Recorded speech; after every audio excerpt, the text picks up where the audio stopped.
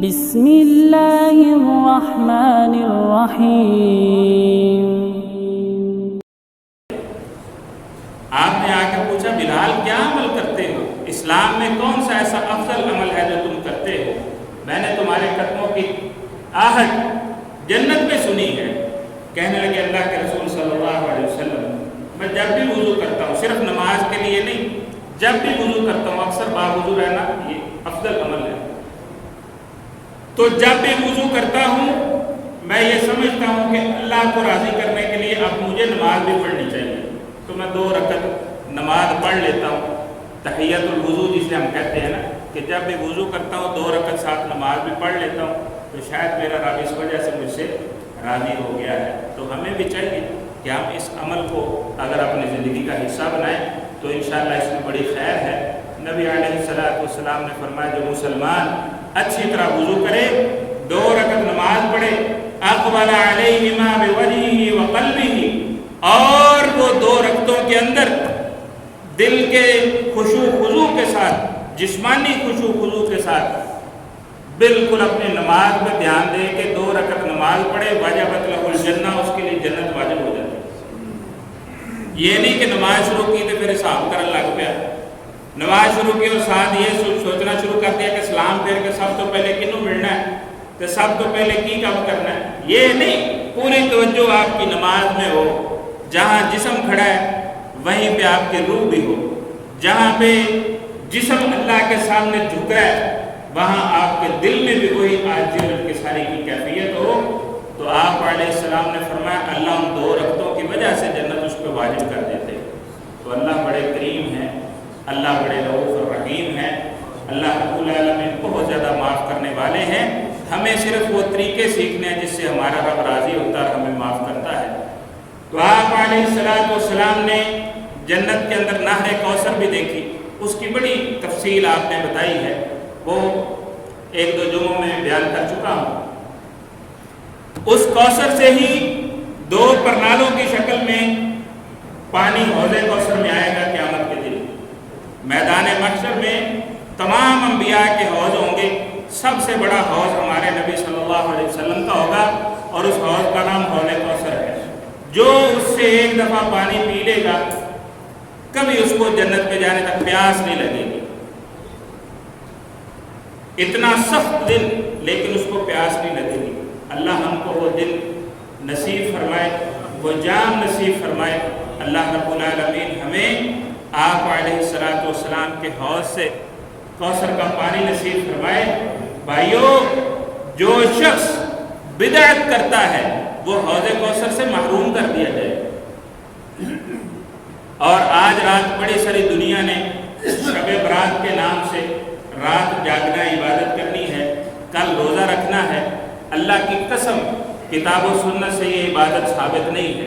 شب برات نام کی کوئی چیز کتاب و سنت میں نہیں ہے، اس کی کوئی حقیقت نہیں ہے، یہ خالصتاً بدعت پہ مبنی عبادت ہے اور اللہ کو ناراض کرنے والی بات ہے۔ اللہ اپنے پیغمبر کی سنت اور اس کے طریقے کی مخالفت کو پسند نہیں کرتا۔ یہ عظیم عبادت ہوتی تو صحابہ اس رات عظیم عبادت ضرور کرتے، اس دن کا روزہ ضرور رکھتے، تو ایسا نہیں ہے۔ شب برات کی کوئی حقیقت نہیں ہے، یہ خالصتاً بدعت پہ مبنی ہے، اور بدعت نبی صلی اللہ علیہ وسلم نے فرمایا ہر بدعت گمراہی ہے اور ہر گمراہی جہنم میں لے کے جائے گی۔ اس سے بڑی اور ہمارے لیے آزمائش کیا ہو سکتی ہے کہ ہم رسول اللہ صلی اللہ علیہ وسلم کے طریقے کی مخالفت کر دیں؟ تو ایسا نہیں ہو سکتا۔ بھائیوں، صرف اور صرف سنت کو اپنائیں، آپ علیہ السلام کے بتائے ہوئے طریقے کو اپنائیں۔ دودھ کے اندر اگر زمزم بھی ملا دیا جائے نا، حالانکہ زمزم دودھ بہت افضل پانی ہے، دنیا کا سب سے افضل پانی ہے، ہاں جی، اگر وہ بھی دودھ کے اندر ملا دیا جائے تو وہ دودھ خالص نہیں۔ تو دین کے اندر کسی بڑے سے بڑے انسان کی بھی بات اگر شامل کر دی جائے اور وہ دین نہ ہو تو وہ دین خالص ہے، اور اللہ کو خالص دین پسند ہے، اللہ کو خالص دین پسند ہے۔ اس لیے بدعات سے اجتناب کریں تاکہ اس حوض سے ہمیں بھی پانی میسر ہو، نصیب ہو۔ پھر آپ علیہ السلام نے جنت کے اندر حضرت عمر بن خطاب رضی اللہ تعالیٰ عنہ کے محل کو بھی دیکھا۔ آپ علیہ السلام نے پھر جبریل کو ان کی اصل حالت اور کیفیت میں بھی دیکھا۔ پیارے پیغمبر علیہ الصلوۃ والسلام نے جہنم میں عذاب کے بھی کچھ مناظر دیکھے۔ ایک تو منظر یہ تھا کہ کچھ لوگ ہیں ان کو اللہ رب العالمین نے پیتل کے ناخن دیے ہیں۔ کیوں جی سلور سخت ہوتا ہے کہ پیتل؟ پیتل سخت ہوتا ہے، ہارڈ ہوتا ہے بڑا۔ پیتل کے جب برتن ہوتے تھے تو نسل در نسل چلتے تھے، وہ خراب ہوتے ہی نہیں تھے۔ اس کو صفائی کر لینی، سال بعد ان کو دھو لینا، نیبو شبو لگا کے، اور جناب وہ پھر چمک دمک جاتے تھے، وہ خراب ہوتے ہی نہیں تھے۔ پیتل کے ناخن دیے جائیں گے اور وہ اس کے ساتھ اپنے چہروں کو نوچ رہے ہوں گے، جسموں کو نوچ رہے ہوں گے۔ فرمایا جبریل یہ کون لوگ ہیں؟ کہا یہ وہ لوگ ہیں جو لوگوں کی غیبت کرتے تھے، وَيَقَعُونَ فِي أَعْرَاضِهِمْ، اور ان کی عزتوں کو پامال کیا کرتے تھے۔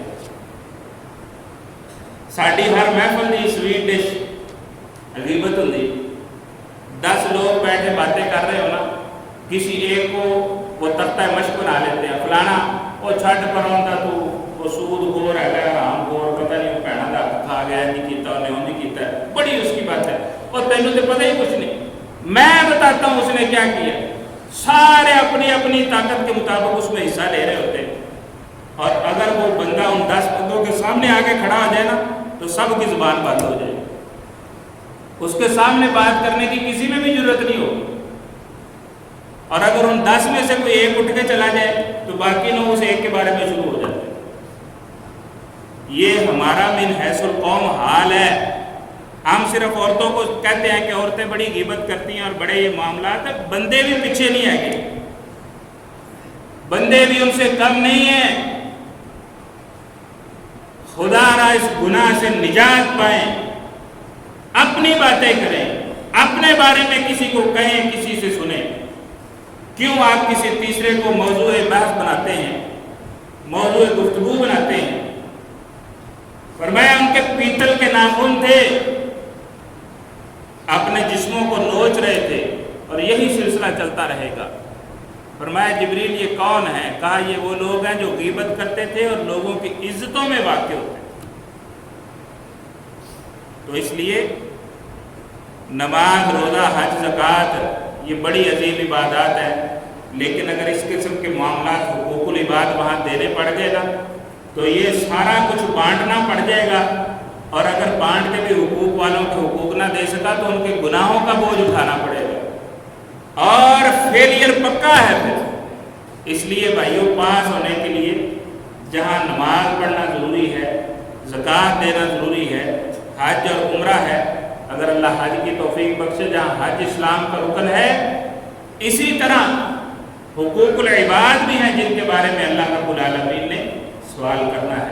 پھر آپ علیہ السلام نے جہنم کے اندر کچھ لوگوں کو دیکھا کہ ان کی یہ باچھیں لوہے کی آگ کی کینچیوں کے ساتھ کاٹی جا رہی ہیں، یہ باچھیں آگ کی کینچیوں کے ساتھ کاٹی جا رہی ہیں۔